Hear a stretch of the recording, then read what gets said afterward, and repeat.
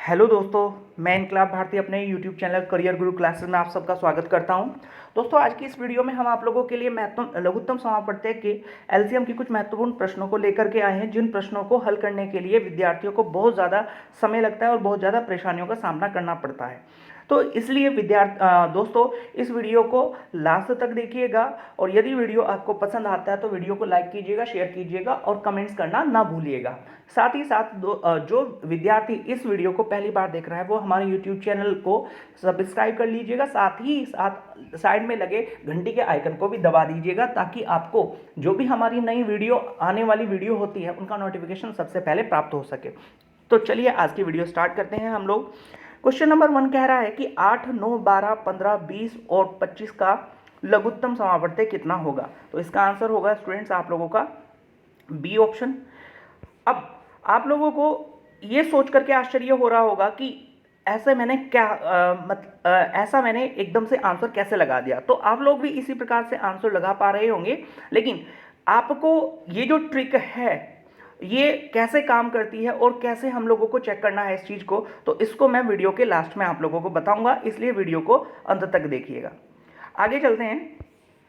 Question number B जो है question number 2 जो है हमारा, इसका जो आंसर होगा वो होगा आप लोगों का आंसर सी ऑप्शन इसका सही आंसर होगा। क्वेश्चन नंबर 3 को देखते हैं हम लोग, और 3 को हम लोग यदि देखते हैं तो स्टूडेंट्स आप लोगों का 3 को आपने थोड़ा सा मैं समझा करके चलूँगा यहाँ पर। देखिए, हमें ऐसा नंबर देखना है जो इन सभी नंबर से पूरा पूरा डिवाइड होता हो। तो आप सभी को बता करके चलें कि जो अगर हम लेते हैं 22 को, तो 22 एक ऐसा संख्या है जिसमें 11 और 2 आता है। और अगर हम लोग लें 54 को, तो 54 एक ऐसा नंबर है जिसमें 27 और 2 आता है। तो ऑप्शन ए की अगर हम लोग बात करें तो ऑप्शन ए 11 से कटता है, 2 से कटता है, लेकिन 27 से नहीं कटता, इसलिए ऑप्शन ए आपका आंसर नहीं हो सकता है। ऑप्शन बी की अगर हम लोग बात करें तो ऑप्शन बी जो है ये आप लोगों का 11 से कट जाएगा और 2 से भी कट जाएगा, लेकिन 27 से नहीं कटेगा, क्योंकि 27 के पहाड़े में कहीं पर भी लास्ट में आप लोगों का क्या नहीं आएगा, आपका 8 नहीं आता है। आप चेक कैसे करेंगे इस चीज़ को? आप इस प्रकार से चेक कर सकते हैं कि अगर हम 27 की बात कर रहे हैं तो 27 का मतलब है कि 7 का पहाड़ा हम लोगों ने पढ़ना है, और 7 का पहाड़ा आप कहीं तक भी पढ़ लीजिएगा, 7 के पहाड़े में आपको 8 नहीं मिलेगा। इस प्रकार से हम लोग ऑप्शन बी को भी एलिमिनेट कर देंगे। तो यहाँ पर सही आंसर क्या होगा आप लोगों का? ऑप्शन सी सही आंसर होगा। और आप लोग चेक कर सकते हैं इन चीज़ों को। ये ट्रिक जो है बहुत बेस्ट ट्रिक है, जो कि हर एलसीएम को निकालने में आप लोगों की मदद करेगी। जितनी भी संख्याएं आप लोगों को दी गई हों, आप इस तरह से आप जो है हर प्रश्न को कर सकते हैं। तो चलिए अगले प्रश्न की ओर चलते हैं।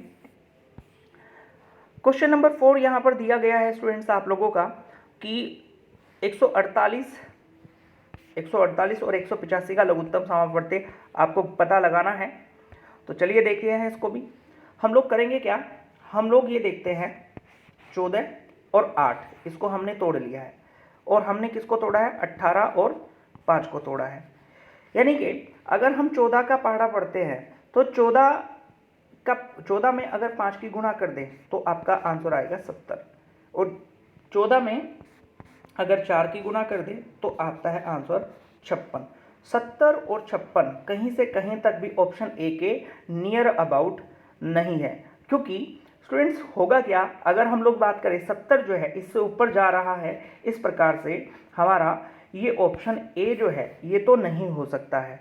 ठीक है, अब हम लोग बात करते हैं आप लोगों का ऑप्शन बी की। ऑप्शन बी को यदि हम लोग देखते हैं तो आपको पता है कि 14 गुना 5 आपका 70 है, और 8 गुना 5 आपका 40 है, और अगर आप इन दोनों को प्लस कर देते हैं तो आपका आंसर ऑप्शन बी आता है। लेकिन इसको आंसर लगाने से पहले हमें एक बार ये 185 से भी इसको चेक करना पड़ेगा, तो इससे भी चेक कर लेते हैं। 18 5, तो 18 का पहाड़ा अगर हम लोग पढ़ते हैं तो 18 चौक 72 होता है, 18 चौक 72। और ध्यान रखिएगा आप लोग, जिस नंबर से आपने 18 में गुना की है, मतलब 4 से गुना की है, तो 4 से ही इधर भी आपको गुना करनी है आप लोगों का। तो यहाँ पर कितना हो जाएगा स्टूडेंट्स आप लोगों का? ये हो जाएगा 20, 4 पंजे 20 हो जाएगा। और जब आप इनको जोड़ेंगे यानी कि 7 2 0 प्लस आपका 2 0, तो आंसर कितना हो जाएगा आप लोगों का 740 आपका आंसर होगा। तो इस प्रकार से हम लोग ये कह सकते हैं कि हमारा ऑप्शन जो बी है वो सही आंसर होगा। अब बात करते हैं हम लोग कि हमारी ये ट्रिक काम कैसे करती है। तो स्टूडेंट्स आप लोगों को करना क्या है, आप लोगों को पहले क्वेश्चन की ओर लेकर के चलता हूं मैं।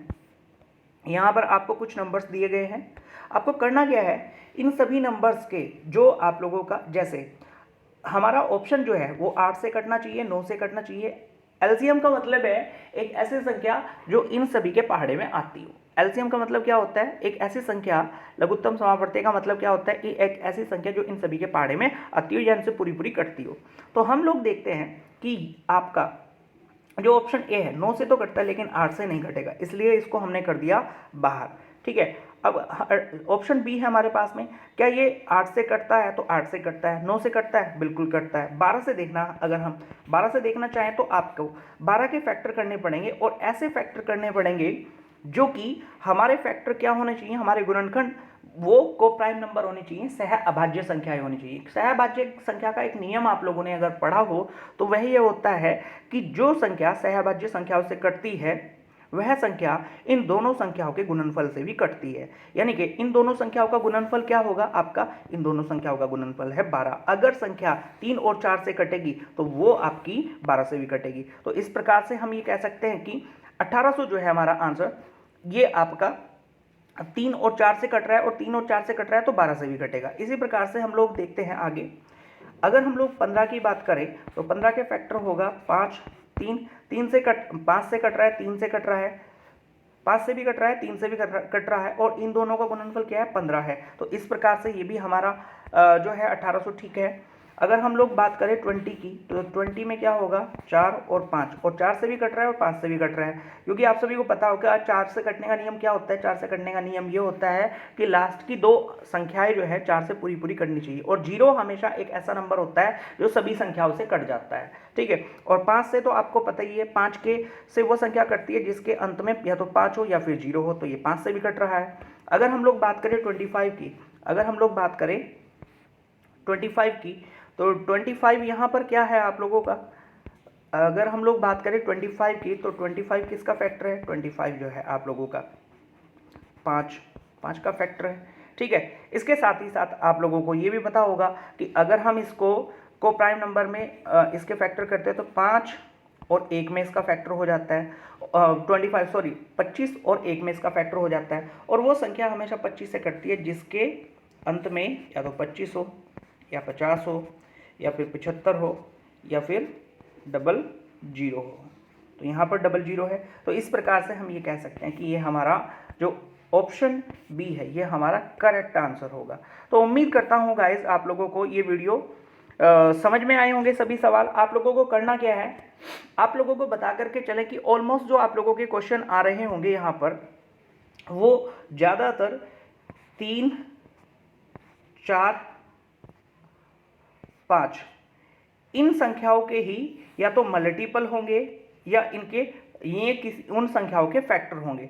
तो जो आप लोगों का देखिए, जैसे कि अगर हम लोग बात करें यहाँ पर तो 4 का मल्टीपल 8 है, 3 का मल्टीपल 9 है, 4 और 3 का मल्टीपल क्या है आप लोगों का 12 है, 15 5 का मल्टीपल है, 20 भी 5 का मल्टीपल है, और 25 भी 5 का मल्टीपल है। इसी प्रकार से आप आगे के प्रश्नों को भी देख सकते हैं। जैसे अगर हम लोग बात करें यहाँ पर तो आप लोगों को पता होगा कि जो आपका 24 है ये 4 का मल्टीपल है और 3 का भी मल्टीपल है।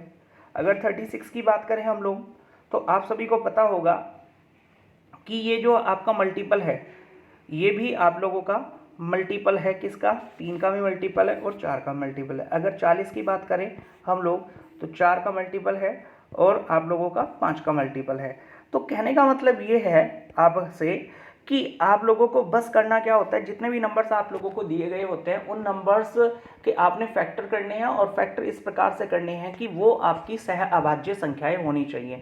और यदि उन संख्याओं से यानी कि 3, 4, 5 से संख्या कटेगी, ऑप्शन कटेगा, तो वही आपका आंसर होगा। सो आज के लिए इतना ही। वीडियो को लाइक करना ना भूलिएगा और अपने दोस्तों के साथ शेयर करना ना भूलिएगा। Thank you so very much.